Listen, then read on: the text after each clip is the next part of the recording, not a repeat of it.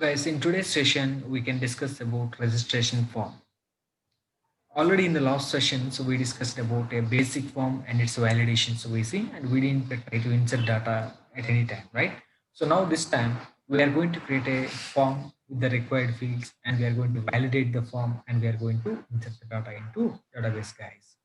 First of all, let me create one controller with the name register.php, and we know class name and file name is going to be the same. This is my controller. In this controller, we have to load a view to display the registration form.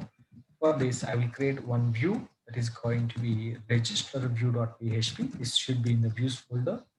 I have to create one model also. This is going to be register model.php for inserting data or for any kind of database operations. So these are the files we have to maintain now. First, let me create a controller with name register.php, open our editor, and in our controllers folder, I'm just creating a new file, class file, register.php. Now a file will be created with register, and we know that controller class should extends with the CI controller, right? So let me remove this basic stuff here. Yeah. Class, every class should extends with the CI underscore controller. Right, this is the class. Let me create a method called public function index. Yes, as of now, we didn't work with constructor, but in this session, I want to introduce the constructor also. You already know what is a constructor, what is the purpose of a constructor, right? So whatever the logic we are writing inside a constructor, that is going to be global to each and every method of your class. Whatever the logic we are writing inside a constructor, that is global to each and every method of your class. Nothing but simply said, if you feel some logic is going to be common for each and every method, write that logic into a constructor that is going to work automatically, right? Okay. So this is my index method. So let me write a small message, load register form. Simply I'm writing. First, let me execute up to here. Localhost news, my controller name is going to be register. Simply enter it, load registration form.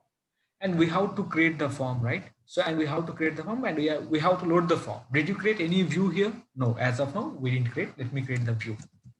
This of load of view. What is the name of the view?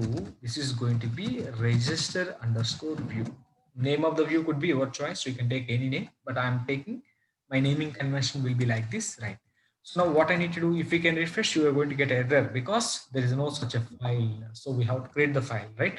Go to views folder and create the view and add some HTML code to this. This is going to be register view.php. So here we are going to write completely HTML basic structure. Let's write HTML open, HTML close. Step by step we are going, and please try to check. If you have any doubts, message me. This is going to be head tag open, head tag close, title tag open, title tag close, register here. Let's open body tag close.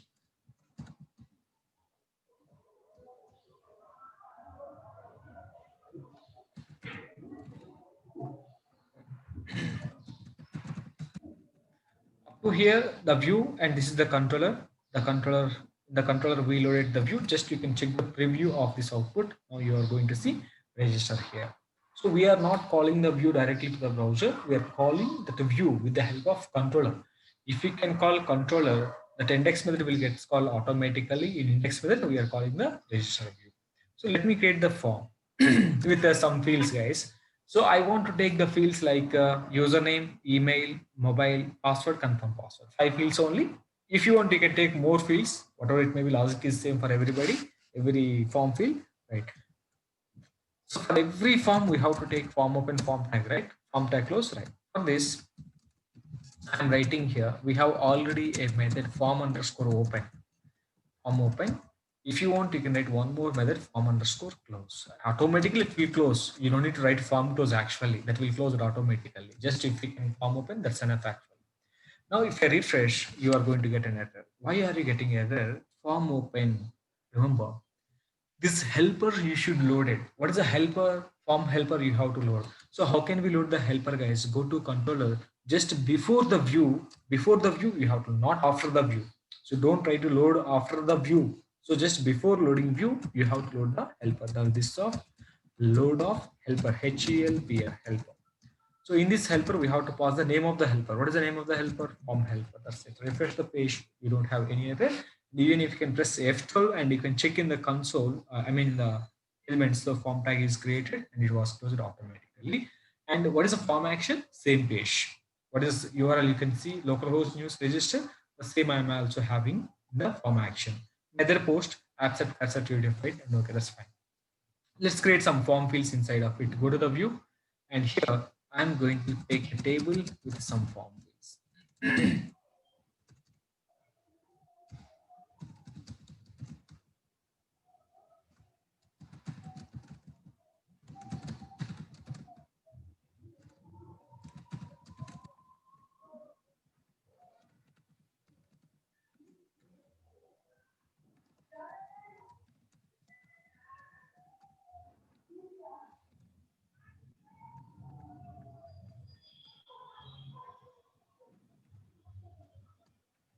Yeah, so this is username, email, password, confirm password, and mobile. These are the 5 fields I want to take, guys. Let me copy paste the same and let me change the names of it. See the form, guys, which we created with the username, email, password, confirm password, mobile, and see the name of the input fields also. They're all different. These name of the input fields try to take always in one case, either lowercase, either uppercase, guys. No problem. Right. So finally, we have a submit button. Once you submit the data, we have to collect it. But before collecting it, we have to validate the form, guys. Right? Your form is ready. So you are entering the data. On entering data, once you submitted, whatever the data you are submitting, the data should be validated, right? Whether you entered valid email ID, valid mobile number or not, you have to check it. On register button, we have to collect the form data, or before collecting form data, we have to validate it, guys. I think we already seen a separate session for form validations, right? Okay. Now I want to validate the form once the form is submitted. Before submitting the form to server, we have to validate it, right? For validation, we have to load one library. This of load of library. What is the name of the library? Form underscore validation is the library. That's it, guys. Form validation library is loaded. Once library is loaded, it's ready to work with the validation rules, and we have to check those validation rules also. Right, let us implement validation rules on each and every input form field. So this already we discussed in the early sessions, guys. Please check one more time form validation session. In that form validation session, we explained you how to validate your form and how to provide custom messages and all these things. Now, so before this form submission, actually in validation library, there is a run method. Run method depends upon set rules method. If all the, see, we have 6 fields, 5 fields there in the form. All 5 fields, we are going to define some rules and regulations on the 5 fields. If every rule is okay, then the run method will return true. Let us apply the same, guys, here. This of form underscore validation. So in this, we have a method called set underscore rules method, guys. This is set rules method. Let me apply 2 rules. Later we can apply for the remaining also. First one is the name of the input field. What is the name of the input field? You name. Exactly. What is the name you provided here? The same name you have to take there. Don't do spell mistakes also. You name exactly. So this is going to be the label for displaying error message, username. Third one is the rules required. Min length, max length, you want anything. Each and every rule is separated by pipe symbol. Right? So don't provide the spaces here. Some people may provide the space. If you provide a space, that won't work. Don't provide the spaces here. Required. So pipe symbol. And this is going to be min underscore length. Minimum length 3. You want to provide any maximum length? Yes, you can provide maximum length also. This is what exactly the rules I'm going to provide. So, right. So this is one rule, guys. The next rule is for email ID. So let us go for the email name of the email text box. So the name of the email text box is going to be email. Okay, perfect. Copy this email. And here this is going to be label or displaying error message required, but we don't know min length here, but it should be a valid underscore email. Valid email. There is a rule called valid email in our rule reference. Go to the form validation library. In that library, we have a rule reference. Please check the rule reference. And one more thing we can check is unique or not.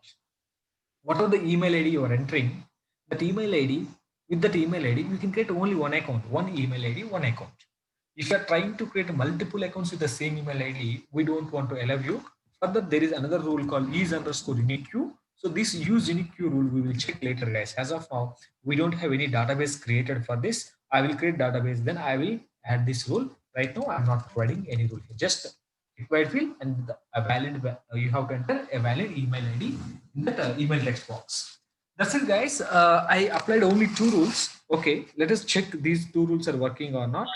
So there is a method, this of form underscore validation. In this, we have a method called run method. What are all the rules you define on these two fields? If they are okay, this method will return true, right? So I'm writing a condition something like this. If this is true, if the run method returns true means all the validation rules you applied are valid. So if it is valid, okay. If it is not valid, we have to display error message, right? In the else block, I'm displaying this view. Try to see this view. I'm going to display into the else block with the error messages. If everything is okay, just I'm going to write a okay message. This is already we seen in the early sessions. You remember, I think. So now can you see now? I'm going to submit this, right? So you are not entering anything on submit. Are you getting any errors? No, you are not getting any errors. Why? You are not handling the error messages. Go to the frame, go to the view, and to display the error messages on the top of the form, just I'm going to use one of the predefined methods to collect all the validation methods. Echo validation underscore errors is a predefined method. By using this method, we can collect all the error messages, and we can also display individual error messages also. That's why I'm asking you, try to check the previous session. So there in that session, we explained you very clearly how can we validate the form, and how can we get individual error messages also, right? That we've seen already, guys, right? Now let me go and let me refresh the page. Now can you see, if you can refresh the page, submit this, now you are getting the validation username field is required as well as the email field is required. This is the error messages we are getting. Yes, guys. So the two error messages are displaying on the form. I mean, the validation is fine. You enter valid data and you can check it now. So let me go and enter some valid name, valid email ID, and you can submit this now. Can you see? You are getting OK message. So what is the meaning of it? Your form is you entered valid data in the form. You have the email ID. Like this, you have to validate your password also now. Right? Let us check this. How can we validate username and passwords as well, guys?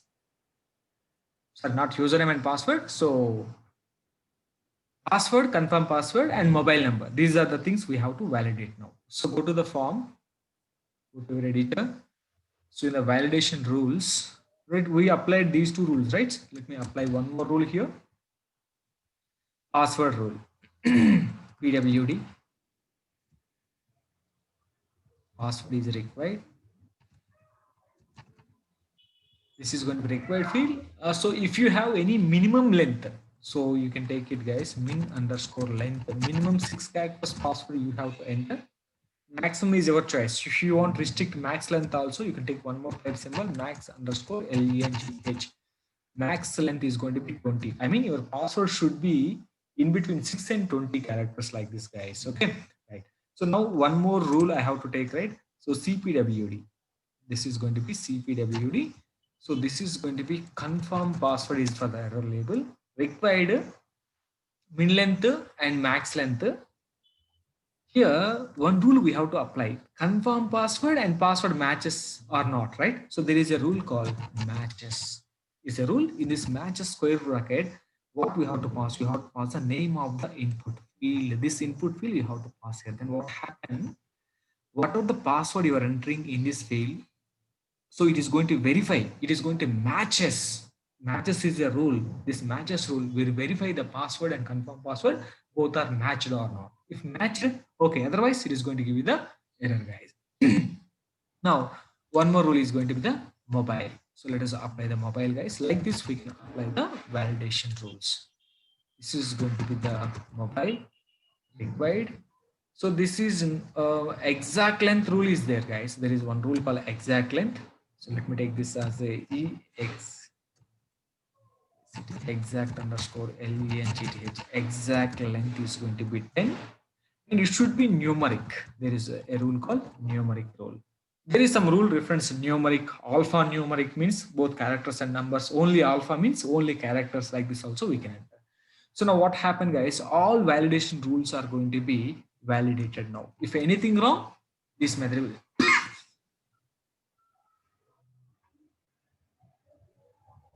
Okay, guys. If anything wrong, this method is going to return the view with the error messages. But can you go and check this now? Let me check each and every rule now. So this is okay. And earlier 123 password 1234 I entered. Actually minimum 6 characters length. Okay, 123 4 5 6 7. Here 123 4 5 6 7 8 9 0. Actually they are not matched. Now you can submit it. The confirm password field does not match with the password field. Okay, but where is the data? Existing data was gone, right? So the existing data, whatever the data you see, confirm password and password is not matched. We have to enter the data there only. But what happened here? Whatever the data you entered in username and email and mobile was gone, but they are valid. So this is called repopulating the data. How can we repopulate the data which is gone on submit? So you can go to the view. There is a method, guys, here. Value attribute value equal to. There is a method called set value. Can you see? We are writing something like this. Echo set underscore value. To this set value, we have to pass the name of the input field. What is the name of the input field? Uname only. So what this method will do? This method will repopulate the value of a input form field once the form is submitted. Same I'm copying for email, mobile only. Password and confirm password, I don't want to set the value attribute. If you want, you can set it, no problem. Right? So for email, this is, I'm just going to give you for mobile, email, username only. This is going to be mobile. Oh, can you go and check this? Earlier, it was gone. The data was entered by you. It was gone from the form. Now, can you see? You can enter some data. 1, 2, 3, 4, 5, 6. 1, 2, 3, 4, 5, 6, 7, 8, 9, 0. And you can submit now. You can see what happened. Now register. Did you see? These values won't gone away. And only for password and confirm password, we didn't set anything. It's giving you the error. The confirm password field does not match the password field. Such a kind of error we are getting, guys. So now you can enter valid data 1, 2, 3, 4, 5, 6. 1, 2, 3, 4, 5, 6. I enter valid data now. You can submit this. Now you can see everything is okay and you're getting the okay message, guys. This is how we can create a form and we can load the form into a controller. After submitting the form, we are applying some of the validation rules. After applying the validation rules, we are verifying those rules are okay or not by using run method. If everything is okay, we are here. If not okay, else block will be executed. Else block, we are going to see the view with the error messages, guys. This is what exactly we are going to see here. And one more thing, what are the libraries, what are the helpers you are loading? Maybe next we have to load the database also, right? What are the libraries, what are the helpers you guys are loading? Remember, guys, those helpers should be loaded into constructor. Let me remove these things. Remember, if you are writing some logic inside a constructor, then what happened? The logic is globally available to each and every method, right? So here I'm writing public function underscore underscore constructor. This is a predefined constructor. You have to inherit the parent constructor also automatically. Remember, what are the library, what are the helper, what are the databases you want to load into your controller, try to load them into constructor always. For example, guys, the same form helper, the same form validation library is required is one more method here. For example, I have another method. So in this another method also, you need that validation library, that form helper, guys. Then what we need to do? You want me to load each and every time in every method? Is it required? No. Remember, I need validation library, form validation in this also. The same is required in my index method also. See, for For index method, for another method, you need form validation helper, form validation, form library. Remember, if it is not loaded into a constructor, then what we have to do? We have to load helper and form in each and every method. But if you are loading inside a constructor, we don't want to load into any of the methods. They will get automatically available to each and every method. You can write 1,000 methods in a class. If you are writing anything, if you are loading anything into a constructor, that logic is available to each and every method. This is already we seen in the basics of object-oriented PHP. See, constructor logic, right? So now this is how we can create it, guys. Now, once the form submitted, we validated. After validating, what we need to do, we have to collect the form data. So how can we collect the form data in core PHP $_post of? In this, we have to pass the name of the input field, guys. So here you can take this into a variable $uname equal to also some variable also we can take it. Is that not right? This is what we can do.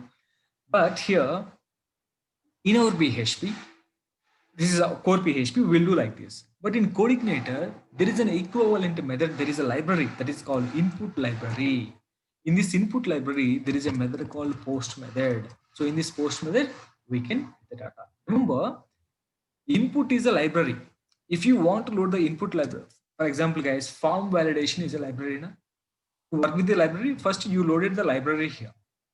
So now I have to read the data from the form by using input library. Remember, this input library is not required to load. This library loaded automatically. So directly we can write it, guys, like this.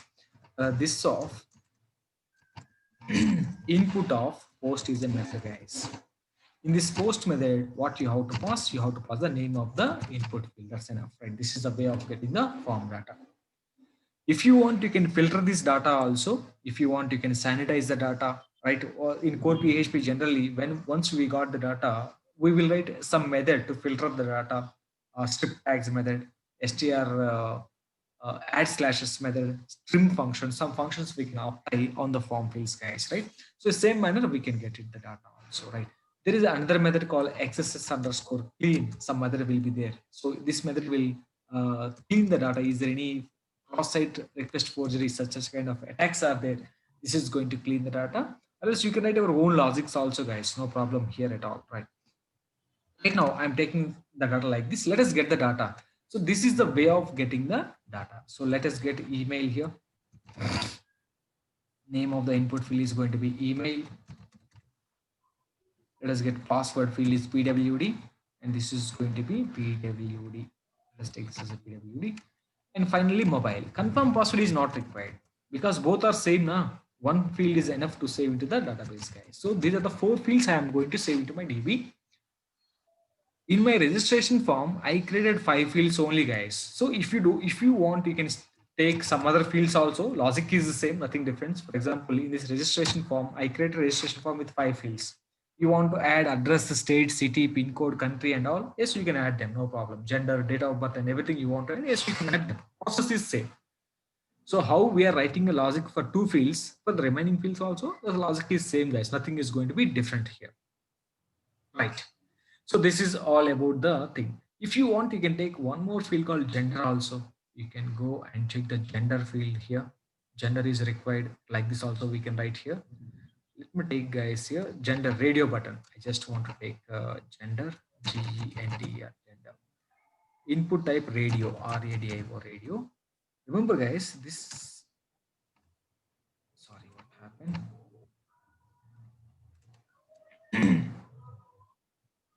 For this value, I have to provide equal to male. Let me display the value called male.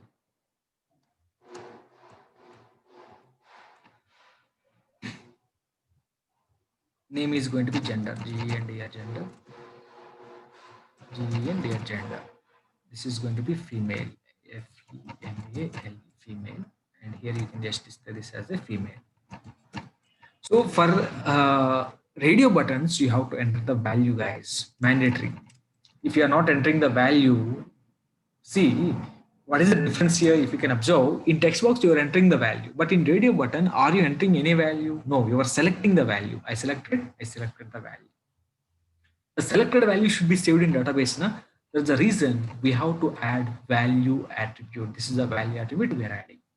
So if you are, for example, if you take one and if we can take two here, then what happen? If we can select male, in database, one will be saved.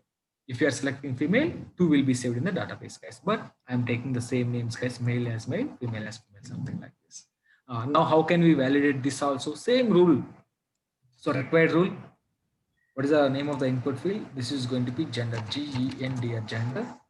This is going to be required, G-E-N-D-R, gender. Label for error message now. This is label for error message, and this is going to be required. That's enough, right? So just you can go and check this. This is also going to be validated. Now 6 fields. We have to get that value also, right? So this is going to be gender.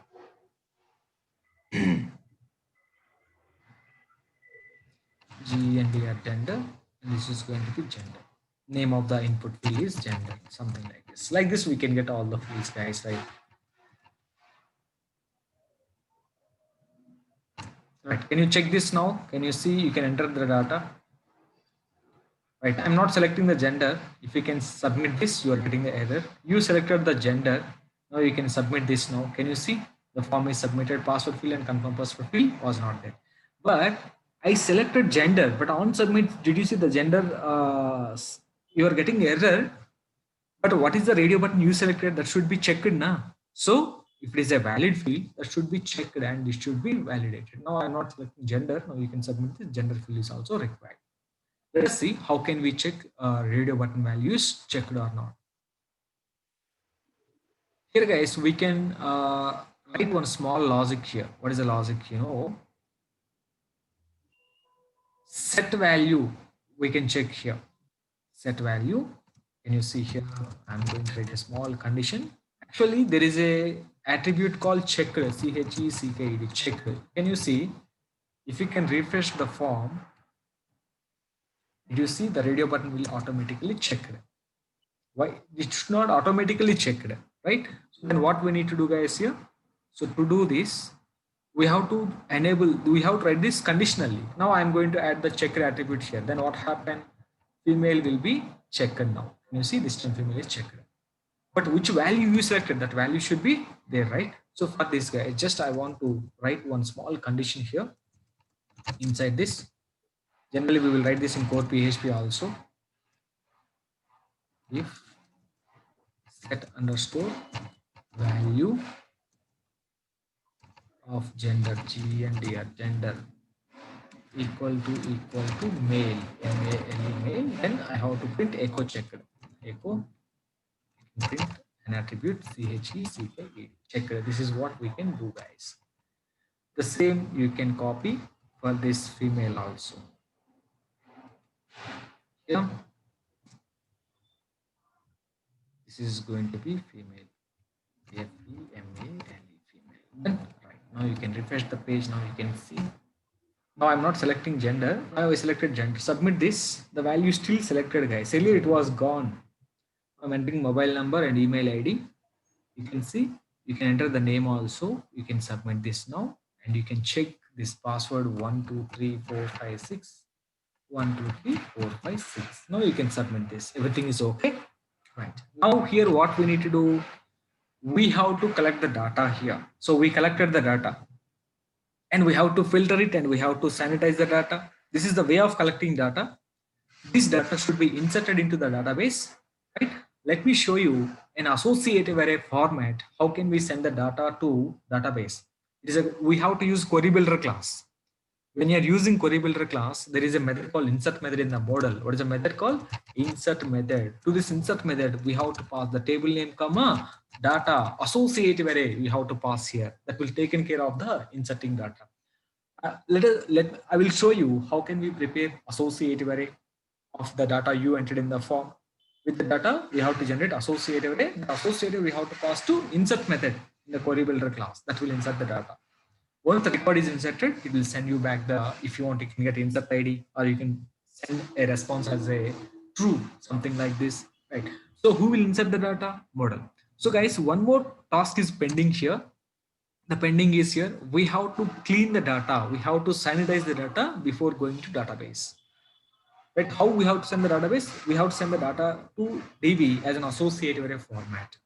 Who will insert data? Model. So as of now, did you create any model for this registration form? We didn't create any model. So this we have to implement in next session. Part by part, I am discussing. I don't want to make everything in one session. So it will be, the video also will be very big. So people may not be interested to see this. Right, guys. In next session, we will cover the remaining concept, guys. Insertion data also we will see in the next session. Model and getting data and filter the data. We have to get data, but we have to filter it. We have to sanitize. We have to clean the data. After that, we have to prepare an associative array. That associated we have to send it to model. Model will insert the data into database. This we can see in next session.